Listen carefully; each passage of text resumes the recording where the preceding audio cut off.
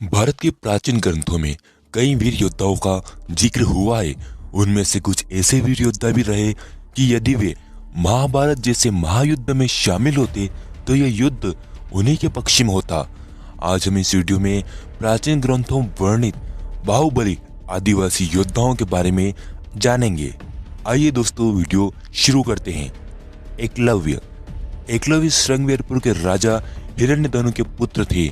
उन्होंने अपना अंगूठा द्रोणाचार्य को दान में दे दिया था, लेकिन एकलव्य ने अपनी धनुर्विद्या का अभ्यास जारी रखा। एकलव्य ने जरासंध की सेना की तरफ से मथुरा पर आक्रमण कर भगवान कृष्ण की सेना का सफाया करने लगे। सेना में हाहाकार मचने के बाद भगवान कृष्ण जब स्वयं एकलव्य से लड़ाई करने पहुंचे तो एकलव्य को सिर्फ 4 उंगलियों के सहारे धनुष बाण चलाते देख उन्हें अपनी आंखों पर विश्वास ही नहीं हुआ।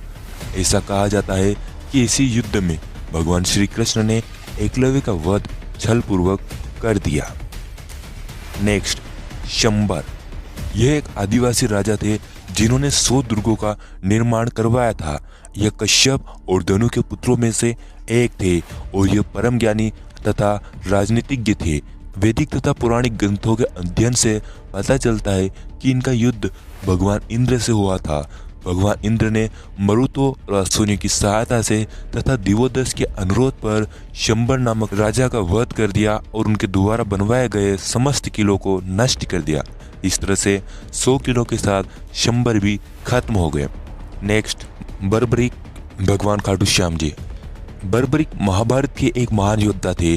उनके पिता घटोत्कच और माता अहिलावती थे। इन्हें नेपाल में यलंबर कहा जाता है, जो कि एक किरात अथवा भील राजा थे। बर्बरीक के पिता घटोत्कच और कर्ण के मध्य आधी रात तक युद्ध चला। इस युद्ध में घटोत्कच मारे गए। वहीं उनके पुत्र बर्बरीक बेहद बलवान और ताकतवर योद्धा थे।